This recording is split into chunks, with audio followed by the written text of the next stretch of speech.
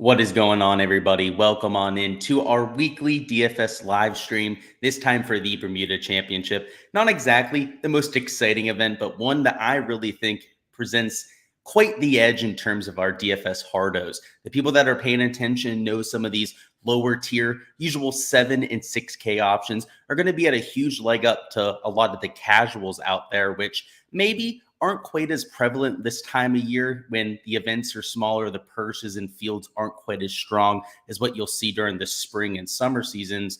But if you go out there, you've been doing that research, this is when you should be going out there, having some of your best weeks because you have a huge advantage over your peers. And I know some of you out there go, oh, well, there's people in this live stream. I see a lot of people watching other videos out there, so on and so forth. That's still a small portion of the player pool. You have to remember the large field GPPs have 20,000 entries a piece in them. You're still the minority that really knows what you're talking about. So just wanted to start off with that. Welcome on in for everybody that's funneling in right now. And let's get this thing started. So I'm going to share my screen, hop over to Data Golf. And unfortunately, this is a shot tracker absent event. So we're not going to have shot tracker. You're not going to be able to track your players shot by shot, which presents a few problems. First off, from the shots gained perspective, we try to look at the leaders. All we have are just your average shots gained, the guys that played the best over 4 rounds. So you can see Herbert gained 3.43 shots per round. So had himself quite an event, but it wasn't like he ran away from the field. We know that the scoring average was about a quarter of a stroke under par. We know that the driving accuracy was about 7.8 fairways per round, and players hit 11.5 greens on average per round. So nothing too out of the ordinary, but what we have to focus on is the weather, because if you look at the scoring average from day to day last year, there were fluctuations of anywhere between 3/4 and a stroke and a half between round to round. So it changed rather wildly, and a lot of that was due to the wind. This is a coastal track. I have up, so if I bring it up here, it's the Hog Bay / Sandy's location on Windfinder towards the southwestern part of the Bermuda Island. That's where you have this golf course. This wind station is within 2 miles of the property, so it's going to be a relatively accurate one. The winds for Thursday aren't all that bad. You have a little bit of drizzle wind there for most of the morning. It's been extremely rainy in the area for quite some time, for at least the last week and a half now. But on Friday, we were presented with the good old problem of playing on a Bermuda, an island coastal course, which is 12 to 15 mile an hour winds, but also even more specifically, a lot of precipitation, right? So instead of just a drizzle like we have here for Thursday, it gets a lot more severe on Thursday, where it's coming down at least, a tenth of an inch per hour, that sort of thing. And if we look ahead to Saturday even, so go a little bit further. So we got to go to the regular forecast for that. Saturday and Sunday don't look too much better. It's rain the entire day, winds that are actually a little bit worse. You can see the regular forecast is projecting for worse winds than the super forecast. And honestly, it's changed just about every hour and a half on the forecast in terms of its severity. And then on Sunday, it's still raining and still in that 12 to 15 mile an hour range. If you're only looking at Thursday and trying to extrapolate that over 4 days, thinking it's going to be the scoring average, you're going to be sorely mistaken. You're going to see a lot of bombers, players that are more aggressive tomorrow, have a lot of success. I mean, Taylor Pendrith comes to mind, Patrick Rogers, right? Those sort of players that'll bomb and gouge this place to death and take it to 8, 9 under par. Because the fact of the matter is, if you can hit your irons well and you're a really damn good putter, a hot putter like those two players can get, you can take this place nuclear low whenever there's no wind out there. But when this place gets just a little bit dicey, right? If it gets just in that 15 to 20 mile an hour range, let alone if it's near 30 miles an hour, like the regular forecast is calling for, if it's just raining the entire time, that's going to add another whole component that these players are going to have to deal with. The train's going to come off the rails here Friday, Saturday, and Sunday. It's a weak field. It's not like we're dealing with the cream of the crop anyways. You're going to see this play a lot more difficult than it did than the Brendan Todd year. I mean, last year at 15 under, it was like in the middle in terms of difficulty. Like we've seen it play a lot easier towards 20 under par, actually even past 20 under par before. But we've also seen it play a little bit more difficult. And I think it's going to play even more difficult than we saw last year.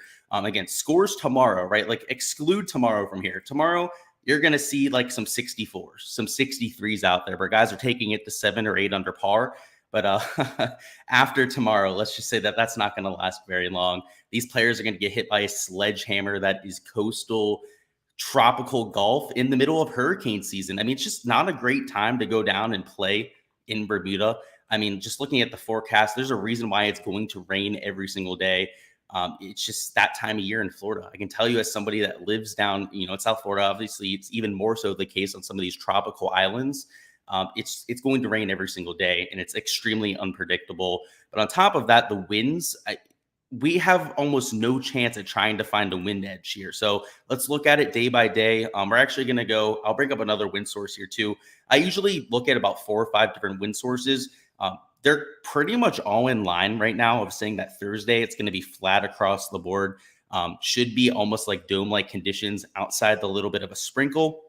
That they're going to have it a few different pockets throughout the day. Where it changes up and where I see a little bit of a discrepancy between a few of the different forecasters is on Friday, where a few of them have it being a little bit more difficult Friday morning. So Willie Weather has it closer to 20 to 25 miles an hour in the morning. Regular forecast, for example. So I hate to have to go back and forth here over and over again, guys. But look at this. I mean, they have the winds a lot higher, a solid 10, 15 miles an hour higher than what they have for the super forecast over here. So there's even a lot of discrepancy within the sources, right, between the super forecast and the regular forecast. So I don't think it's something that we can go all in on. And the types of variations that I've seen have all had it being slightly worse on Friday morning than the afternoon.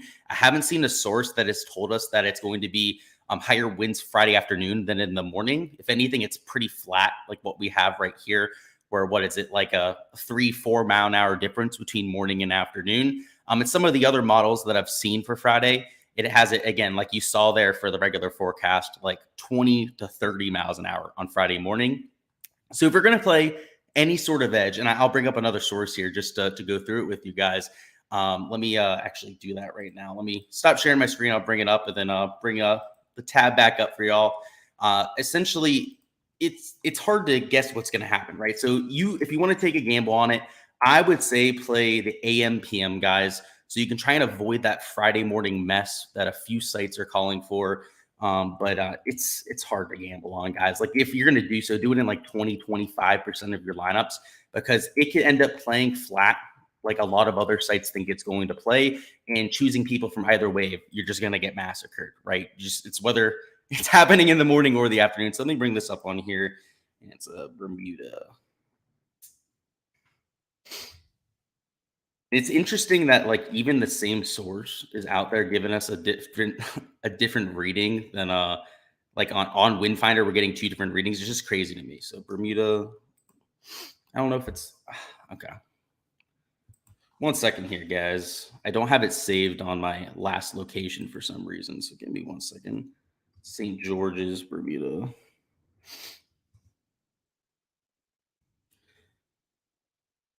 You may have to take my word on it, guys. All right, whatever. I'm not going to spend too much time doing that, but on Willie Weather, if you look at Weather Underground, you look at weather.com, you look at AccuWeather is another site source that I use all the time there, guys. They're all going to tell you the same thing, where it's just going to be shitty throughout the weekend. On Friday, a few of them have it being slightly worse in the morning. And I wanted to show you guys how much worse a few of the sources have it. But it's like 20 mile an hour sustained in the morning versus like 10 to 12 miles an hour in the afternoon. So it's like a 7 to 8 mile an hour difference as opposed to the 5 mile an hour difference that you have here on Windfinder. So it's not that drastic, right? I guess when it gets up to the 20 mile an hour range is when we start to get a little bit worried about scores ballooning, a stroke and a half, 2 strokes in one direction. But it's dicey to play at best. If you're going to do anything, play the AM PM stack. Hope that Friday morning windstorm comes through that a few sites are calling for. But I'm going to play it pretty much straight up except for 25%, right? I'm going to play the AM PM stack in 25% of lineups. And then in 75%, I'm going to play it flat. I don't really see there being, actually, I shouldn't say that. I'm going to play it that way. I don't think it's likely that we see the PM AM stack being advantageous. The only way that would happen is if you had a delay. Now, a lot of the sites, if you look for it, are calling for thunderstorms. Some of them are just calling for showers. So there's even a little bit of variance there when it comes to the forecast. I would imagine that they probably get playing at least through the end of Friday. I think they'll get at least the first 2 rounds done.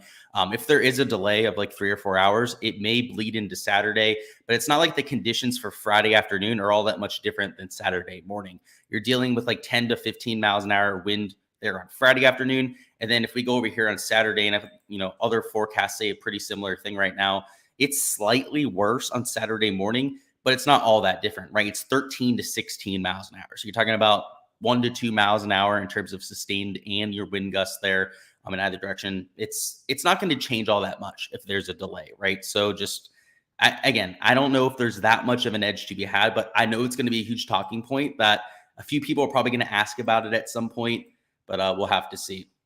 Let's catch up on it. So Mark Green says, I'm starting the conversation with a long shot Harrison Endicott. Okay, so I've seen him pop a few times in Showdown, so okay. I like it so far. You said he's a Korn Ferry Tour winner with a 12th place finish. Yeah, he did that a few weeks ago when he was popping in the Showdown slate. He said he's a good wind player. So I don't know enough about him to say that he's a good wind player. For the metrics I was looking at, Mark, they're all PGA Tour stats. There wasn't a sample size, so he hasn't played around in those windy conditions. But I'm assuming, you follow the Korn Ferry Tour a little bit more than I do. I'm assuming since you know that he's a good wind player. If that's the case, then yeah, that's the sort of player that you want to take a shot on. I went with the players that I had data on, at least that was actionable. For me, anybody with more than 20 rounds and more than 15 miles an hour of sustained winds, I even considered for my poll. Now, there's a few young guns that I took a shot on that I just thought were like underpriced, that sort of thing. But hey, if you're telling me that Endicott's going to be a solid wind player, I haven't actually made my set of 150 yet. Maybe I add him into like 2 or 3 lineups because, yeah, he's going to be super low owned. It's not like you have to play him very much. I'll take a look at his ownership here in a second. Speaking of that, let me bring up my projections. Let's get over to that now. Let's go. Let's bring up that tab. Let's catch up on chat. See, we got Martin down there. What's going on? He said, we know that you're switching lineups for NBA. Hey, speaking of that, and you're not wrong. I do have literally my laptop over here to the left with my NBA lineups optimizer, all that on it. Let's see if there's any news that I have to react to because literally, yeah, I have a lot of money in lineups. So we got the Bucks starting lineup. That's not going to change very much. We already knew that. Javon Carter starting, whatever. I'm not going to play him. Yeah, not a lot that's going to cause me to have to change anything. So luckily we're good. I locked 3 players in NBA DFS tonight. So it'll be interesting. Nick says, definitely Martin. Yeah, you're not wrong. Travis says, crazy differences in weather sources. Had my head scratching when you were looking earlier. For sure.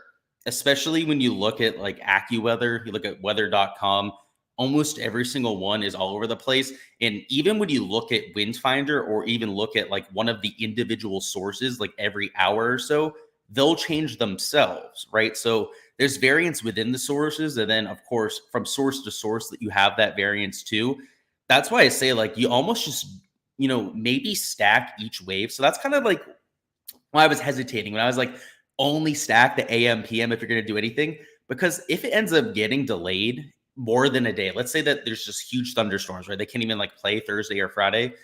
Then it could get flipped on its head, right? Which happened at the Players. So that's why I hesitate to even really give any advice on the weather here, because when there's this much unknown, you're almost best to just like slightly stack each wave. And then with most of your lineups, right, like 60, 70% of them, just at random play players, right? Don't worry about the weather. But let's say maybe with that last 30%, you split it down the middle and play a 5-1 or a 6-0 of each stack. I think that's probably the way to go about it. It's ridiculous, Travis. I mean, weathermen have the easiest job in the world, right? They can put a forecast out, change it every 2 seconds. They can be wrong more than half the time and still get away with it. It's a job I envy, honestly. Antoine Banks says, what location you're using? It's the Cogs Bay. Let me give you the exact one. It's Hog Bay /Sandies. That's the one on Windfinder that I'm using.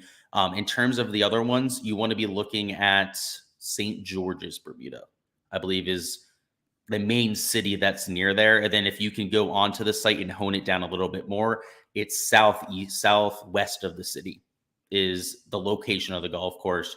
If you look on it on a map, let's see what else we got going on. We got Martin who says a big one with Scotty Barnes.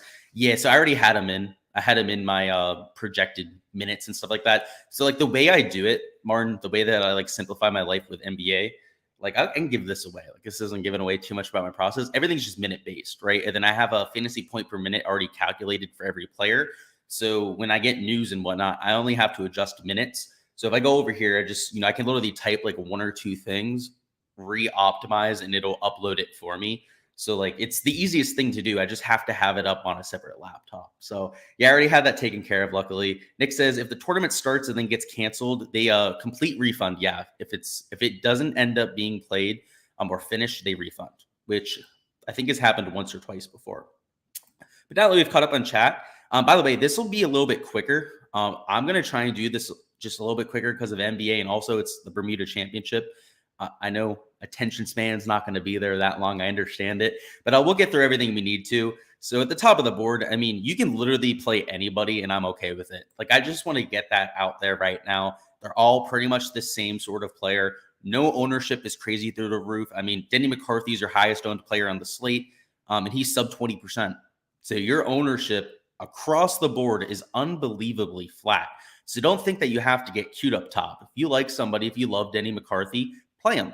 I'm not going to tell you what I'm doing with him, okay? I'll just leave it at that. But that's my argument on everybody up top. Whether it's Dietrich, Moronk, if you like those DP World Tour guys. By the way, Dietrich's been a stud on the PGA Tour to this point, so I would completely understand getting to him. I obviously love Seamus and Aaron Rai here because of their win success. But, if you have a narrative this week and you have a specific reason for trying to play people, don't shy away from it. Nobody's mega chalk. It's not like you have to fade Denny McCarthy because he's the highest owned player of the slate. I just want to get that out there. And honestly, there's not really any quote unquote chalk up top that I think you have to fade based on ownership. I mean, there's a few guys here in like this 9K range, specifically from like Mark Hubbard down to Patrick Rogers. There's a one guy there that I think is a lot higher owned, a lot higher price than he probably should be. There's like one or two in the 8K range that I think you could say are, a little bit more expensive, a little bit higher than they probably should be, but you don't really get down to fades. And this is where I want to start this video until you get down to like this 8K range here with Callum Turan. Now, 17.4% on Callum Turan. Now, that's when you're starting to talk about somebody just being ridiculously high end, right? And I actually liked Callum Turan this week. Like, I have to say that. Per the modeling, he's number 13, right? He's number 24 in the pricing. So you're getting a value there. Sorry, number 23 in the pricing, but number 13 in my modeling. So you have to, like that aspect of the play, but he's not worthy of being 2-3 times, sometimes 4 times as owned as some of his peers. If you check Brandon Wu up here, you look at their stat profiles. First off, Brandon Wu's the better player on Bermuda. Brandon Wu's the better player on shorter golf courses. And when you take a look at even like their ball striking stats, like sure, people want to play Callum Turan because of his approach stats, right? So you look at him, he's gaining a third of a stroke per round. Brandon Wu, sure, he's losing on approach, but he's gaining a lot more off the tee than somebody like a Callum Turan. In fact, it almost makes up for it, right? Like, sure, the putter for Turan has been solid, but again, let's go back to the stats on Bermuda. Oh, Turan's a loser, so we would probably expect him to negatively regress on the surface. Oh, well, Brandon Wu, right? He's a positive now, right? So he goes from a negative to a positive in that category. You're talking about players that, from the ball striking perspective, are almost identical, right? They get it done in different ways. One's more off the tee than the other. One's a little bit more of an approach first player. But with the putter, they should trend in opposite directions. And right, people are giving them attention in the opposite way. Like they're looking at Callum Turan's box scores and going like, oh, this guy's in form. Maybe it's because he was playing on bent grass like they were over the last few rounds. And sure, there's been a few events of late that have been on Bermuda, but a vast majority of the last 50 rounds, which is what a lot of my modeling is based on here, is on bent grass. Like a vast majority, at least like I would say 30 of those 50 measured rounds is on bent. So yeah, no duh, right? The metrics are going to like somebody like Callum Turan even more. And by the way, if you're using the last 50 measured rounds, that's the case for what you're doing too. So keep that in mind when you're looking at your putting stats.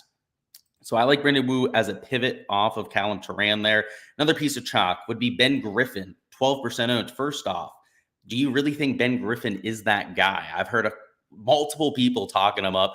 I think it's honestly people following one influential guy that I really respect out there that likes Ben Griffin this week. And it's like, no offense to you, right? But everyone else is now jumping on board. I think because, they, like me, they also respect this guy out there that, is touting Ben Griffin this week.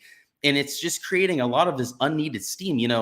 I think when he envisioned playing Ben Griffin, and this is Andy Lack I'm talking about, he didn't think he was going to be like 15% owned, but didn't think he was going to be this piece of chalk at $7,200. He probably envisioned him being like a 1% owned play, right? This like pivot play that he could get to. It's no longer that, right? He's 12% owned. And Ben Griffin, with his huge track record on the PGA Tour, I have to say, at $7,200 has what?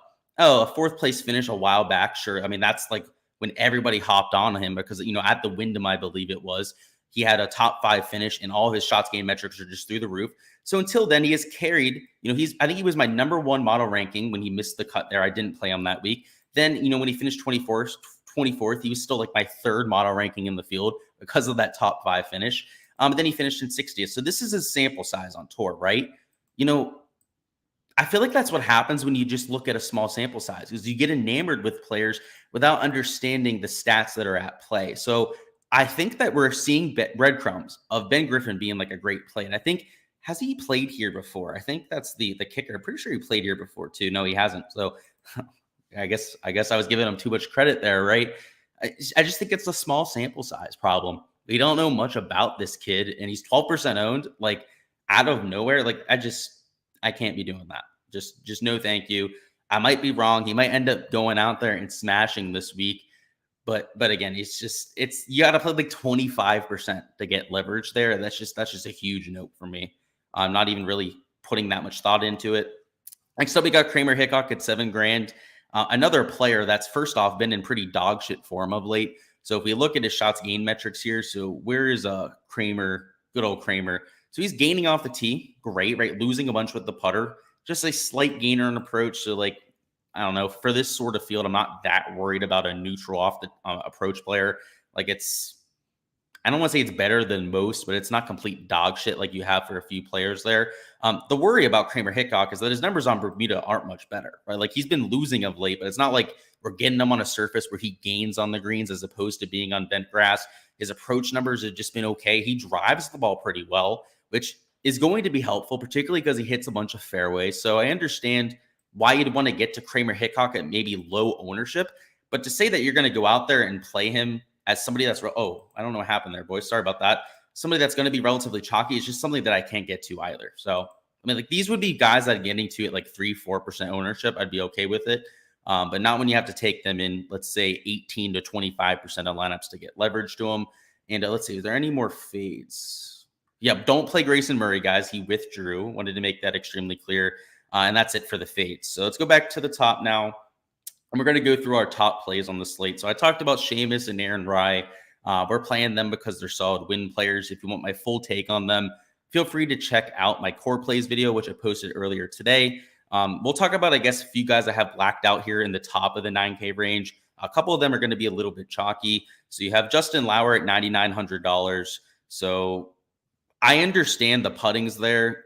He's been very consistent in terms of his results, but you're asking for a different type of finish from Lauer at $9,900 than you're asking from him when he's $7,200, right? When he's $7,200 or even like $6,700, that you'll get from Lauer quite often in fields. Him finishing in the top 25 might be enough to take down a contest. When he's $9,900, we're asking for a top 5, potentially even a win at that price tag. And Justin Lauer hasn't really shown an ability to get even close to that. So I think we have to remember that about these 9 and 10K option players is that we still need them to top 5 or win in this event. Now, winning in this sort of field or even top 5ing in this sort of field is a lot easier, right? You have a much better chance of doing so with a lot less competition out there, but there's still an art form for going out and doing so, right? You have to spike that top 10, top 15th percentile sort of shots gained performance. And I'm trying to take some volatile picks, like anything like a Patrick Rogers, for example. He also has elite course history, finished in the top 5 last year. Let's see, an SH Kim, I want to talk up here. He had a rough go of it last time out. I was not on him. He was a lot more chalky than I think he should have been. But he's $9,600, and now he's kind of getting the cold shoulder from a lot of people out there. They feel a little bit burned after it. And sure, it's a little bit easier for me to be on board after not getting burned last week. But at $9,600, especially when you compare him to like Grayson Sigg around him, Nick Hardy, for example, the form isn't even close, right? And this is despite being relatively atrocious last week when it comes to his shots gained metrics. Let's take a look at what he's putting up, sir. On approach, not great. Gaining off the tee, hits a bunch of fairways, and is gaining a stroke per round with the putter. Now, that approach number is concerning, right? A lot of that was last week. He had to play 4 rounds too, so I'll say that too. SH Kim, typically if you're playing really piss poor golf, after 2 rounds, you're cut and you kind of get spared from really ruining your shots gained record. But at a no cut event, if you don't have it for 4 straight days, that's really going to impact your last, let's say 24, your last 50 measured rounds, like a lot of people are using for their analysis. And SH Kim runs into that same sort of issue. I think we got to look past the outlier a little bit and understand that from a long-term perspective, he's probably not going to lose a stroke per round on approach. He's probably not going to gain a stroke per round on the greens either. But I like what I'm seeing with the off the tee play. I know that he can spike with that putter. And, if he just even slightly plugs the approach play and then just continues to lean into those strengths, he could improve on what he's already done. And in terms of the recent form, like we've seen that top end upside, right? They go up here to SH Kim here. You see a 4th place, a 13th place finish, a 36th place finish. The 64th sucks, right? Particularly because there's only 78 players in that field. But I'm willing to look past it, particularly if he's going to be low owned. So those are the sort of guys I like getting to. Alex Smalley, I love too. Still like him, especially because it's only 11.8% owned. Russell Knox, I like as well. Same thing with Adam Long. Not going to talk him up. Did it earlier today. In the top of this 8K range, Adam Shank's going a little bit overlooked. Same thing with Nick Taylor. Will Gordon, I think, is just overpriced here. Nothing against the guy. I think he's got a good game, but he should be in the 7K range. Benny Ann's interesting. That's all I'll say there. Don't want to give away too much about Benny Ann there. Austin Eckroat's probably a little bit overpriced too. Michael Gligic, sorry, that's not even how you say his name. I know it's a little bit strange there. $8,100. He's also a little bit overpriced. And, I suppose that shouldn't be a reason just not to play somebody is that they're overpriced. But if somebody's overpriced, I still need a reason to play them, right? I'm not just going to play them because, now they're low owned, right? And they present all this sort of leverage to us. You still have to have a reason to want to play Michael G. I was going to call him Michael G there. And I don't see it. I've never wanted to play him. He's just not a very sexy or flashy player out there. Austin Eckroat, I think he's got long-term potential, but as of right now, I'm not sure that he's got it. And Will Gordon, I like the fact that he's a solid approach player, but his putting is just dog shit. And at a golf course where putting is extremely important, particularly on bent grass, that worries me quite a bit. So those 3 players, they just got their question marks behind them. And if I'm going to take a shot on somebody here that I think is overpriced, actually, I shouldn't even say that. EVR, based on his long-term pedigree, is the most mispriced play on the slate. I'm going to pivot there every single time. He's one of those top-end players. Now, if you're looking at form right now, that's a different story, right? He's like a middle of the field at best when it comes to his recent form. But, again, give him a little bit larger of a sample size. Then you start to see some of the attractiveness in getting to that sort of play. Let's get back into chat, see what's going on. Let's see what we've got down there. Jack says it's Endicott, not Endicott, but the Aussies are usually good win players. Or is that a myth? I don't know. We'd have to look at the data to see. I would imagine that it's different from player to player. And again, I'm not a huge geography guy with Australia. I would imagine that the coastal players might be a little bit more equipped to playing in the wind than, let's say, the guys in the interior. But that's not always the case, right? If you're in a plains region, you're going to get a lot of wind. So it's hard to say, Jack. I think it's regional. I think it's just case on case. I don't know if we can make the same sort of assumptions that we make with Scottish players, because no matter where you are in Scotland, it's nasty weather. You're playing in the wind. I would say Irish players are the same sort of way. Even English players, you just grow up in that same sort of environment just over and over again. Australians, I'm not so sure about that, right? It's pretty solid weather over there in Australia most of the time. So I think that might be a little bit of fool's gold. Not sure about it. We'd have to look at the data. Michael says, you'll be playing Lauer even though he's a bit chalky. Yeah, I'm not a big fan of it, Michael, but hey, I don't make your lineups. You're able to do whatever you want to. And Nick says, CT paying $7,300. Yeah, there's a reason why I pointed him out earlier. It's a little bit ridiculous when you ask me. Actually, I did point him out. It was a good thing. I didn't point him out on purpose. Yeah, CT Pan's an insanely good play. He's just a much better player than his peers. Kind of like the best comparison. Let me see. Best comp for him. I mean, not even Chad Ramey. I think there's no real comp for it in the field, I guess, except for EVR. Like CT Pan's form of late, like this is why he's priced there, Nick.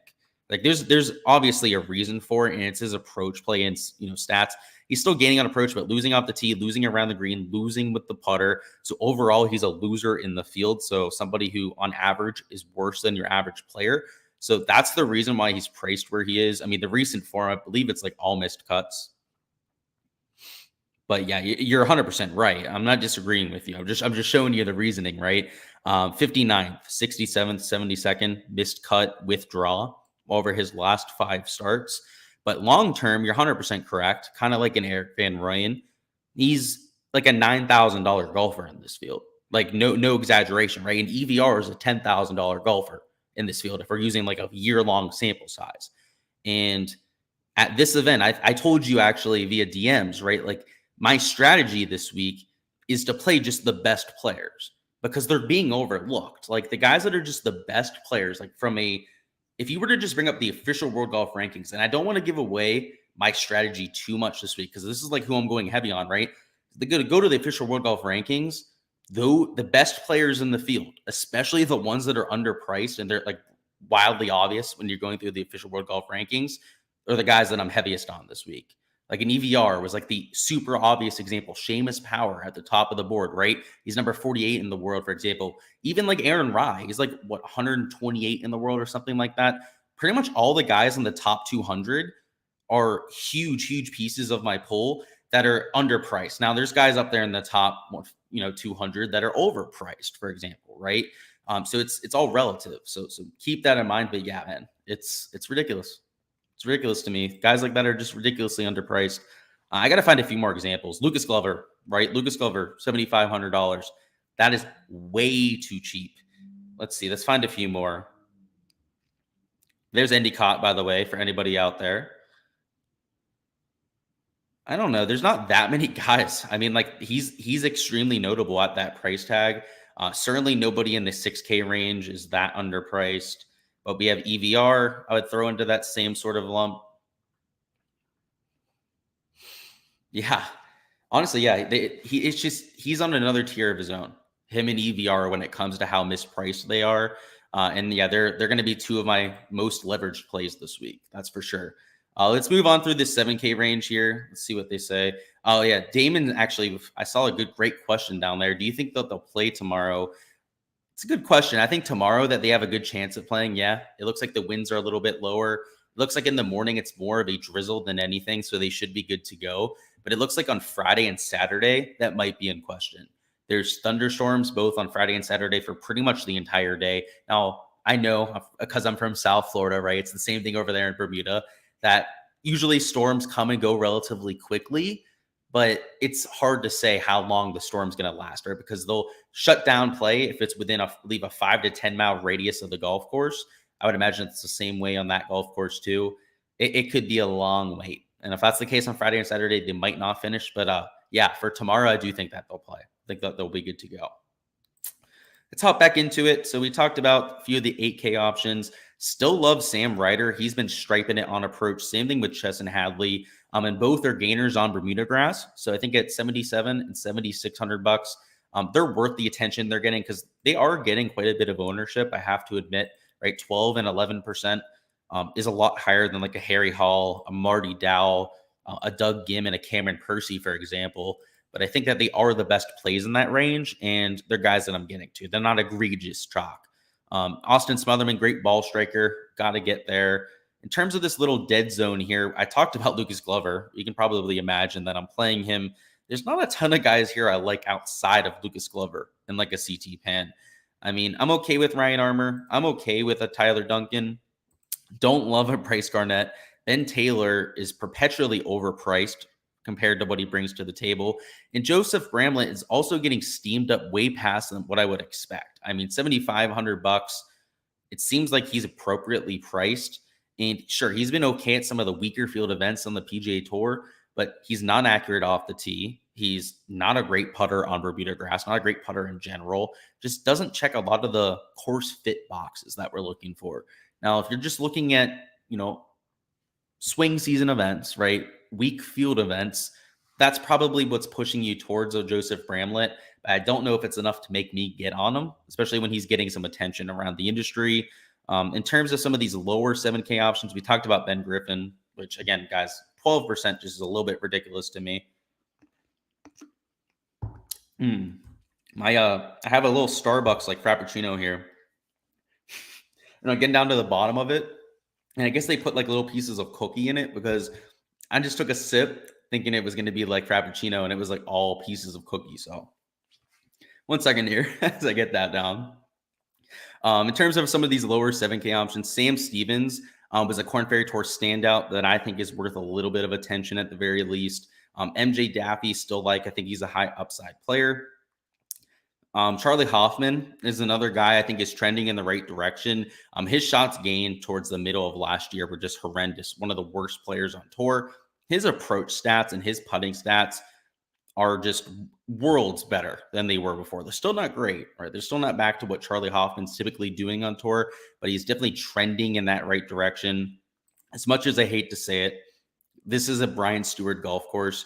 It's my least favorite player on the PGA Tour, but luckily we don't have too much TV coverage this week. And even moreover, when they have TV coverage, I'm going to be at the Live Golf event for all entire weekend. So I'm not even going to have to watch him play if he's in contention. So Brian Stewart, welcome to my lineups. Welcome on board to Gsluke's lineups because, hey, if there's a week where I don't have to watch him play and I can put him in my lineups, then I'm all for it. Particularly if it's a short golf course that's all about Bermuda putting. That's literally all Brian Stewart can do. Like he's just, I'm not going to rag on him too much. You guys know I can go on a little tangent here if I want to about good old Brian Stewart. But yeah, I'm playing him this week. I'll go ahead and say that. And actually, out of the corner of my eye, I can see Nick Moore says Brian Stewart looks nice. Yeah, as much as I hate to say it, you're right. You're 100% right. He looks good, and I am 100% on him this week. We talked about Kramer Hickok, who, by the way, Stewart actually is a good pivot off of Kramer Hickok. No joke. Like it's not me trolling out here. I'm like legitimately on that pivot. I like Nate Lashley, Chad Ramey. Oh boy, this is the pick that's going to get me in trouble this week. Chad Ramey's either finishing in dead last, missing the cut, trunk slamming, or he's getting himself into contention here. He's been making an incredible amount of birdies over the last month. He's just screwed me time and time again on prize picks.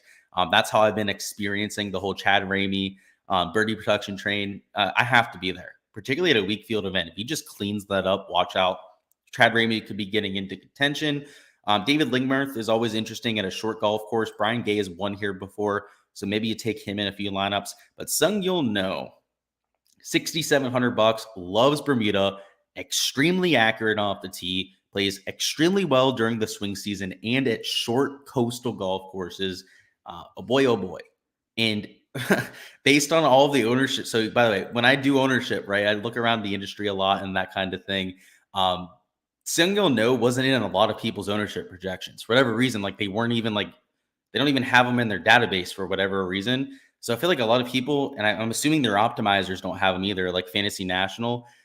He's like not going to get played by people that are on those sites. So Sung Yul No, you want to play him this week. I think he's going to go a little bit under-owned. Jack says, really looking forward to watch golf at Doral again. One of your favorite courses.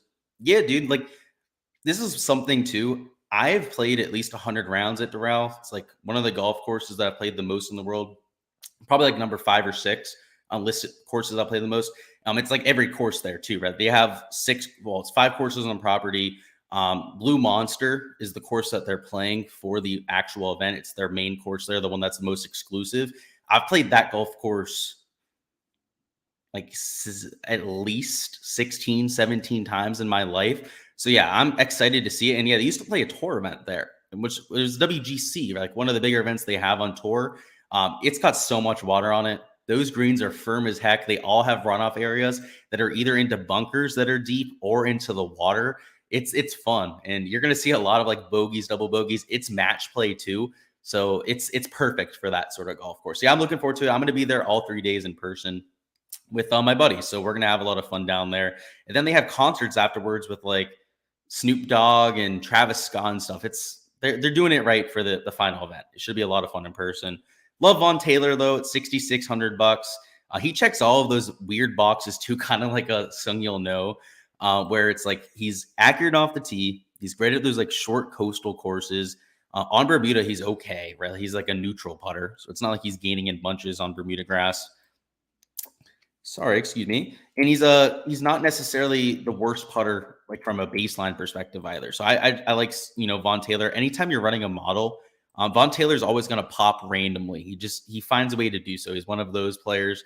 Again, Grayson Murray withdrew. Don't play him. And the last player that's in my poll, so the cheapest player that I'm taking this week, is Akshay Bhatia. This is completely a homer pick. So this is kind of like the Jordan Spieth of this event. So I'm kind of like adding that disclaimer to this there. I'm only playing Akshay Bhatia, right? This is just to make this clear for everybody out there because I like him. Like legitimately. Like he's in my poll because I like him and he's cheap. Okay. We'll leave it at that. Let's hop into the DraftKings lineup making process now. And by the way, if you're playing DFS, like even a pro like myself, you're allowed to play players that you just like. Like that's something that you're allowed to do. Okay, I'm going to give you permission to do so because this is, even for somebody that does this seriously, like myself, puts a lot of money, plays at high volume and whatnot. By the way, I'm still playing my normal volume this week.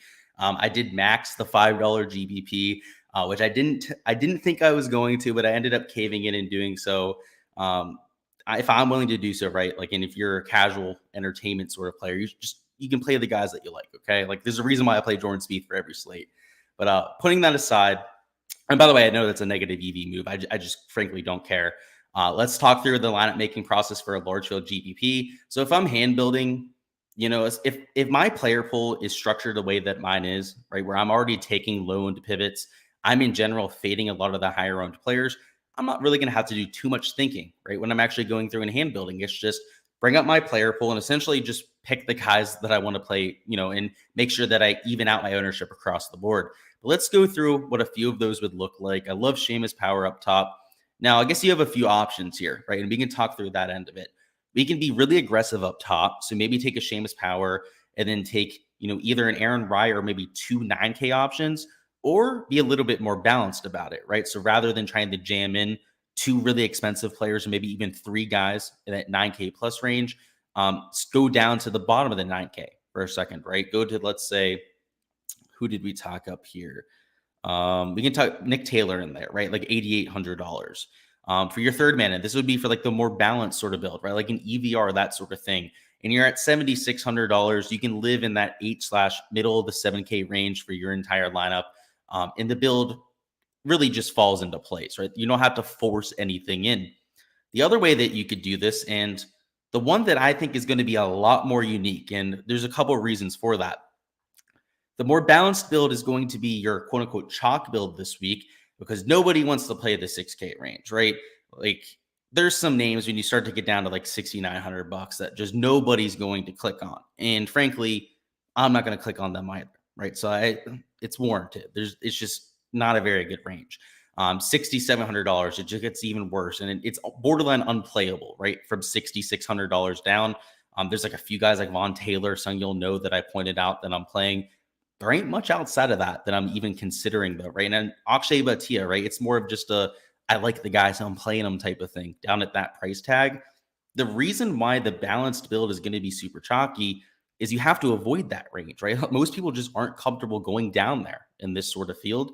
So they're going to force themselves to not spend up for two players. But I challenge you to maybe make lineups where you skip the 8K range. So this is what that would look like. You can still not go into the 6K range, yet take two top tier options. And I'll prove it to you right now. Let's take Seamus Power and put Aaron Rye in the same lineup, right? We're still at $7,400 remaining. The only thing that you really have to do to make this sort of thing work, right, is skip this 8K range. And if you remember, outside of like an EVR, they're all way overpriced. And frankly, I think they're over-owned too because people just want to spend all of their salary and take all of, spend all their salary, right? Take the quote unquote best player available. But in reality, like a Will Gordon, for example, a Brandon Wu, even like an Austin Eckroat, there is no difference between those sort of players in a Tyler Duncan and a CT Pan, even like at $7,300. There's no difference between them. even from a course fit perspective, even from like a recent form perspective, they're literally like all the same players. So if you just want to get a little bit different this week, and like I don't want to give away the nuts too much here, it's like just take two, even three guys up top, right? So like maybe rather than an Aaron Rye, like we go a little bit aggressive up here. You take maybe Mark Hubbard, and then you go here and take like a Patrick Rogers, for example. Now that's a little bit too aggressive, so let's tone it back a little bit. Let's put P. Rogers in there and take a Russell Knox. That puts us at $7,000 remaining per player. So you are going to have to go into the 6K range a little bit here, but like we still like guys like a Sung Yil No, for example. That puts us right back into $7,100, and you can round out a lineup at that point. I would at least challenge you this week, right? Like if you're playing the large field stuff, you're playing in the big $20, the big $5 like I am, right?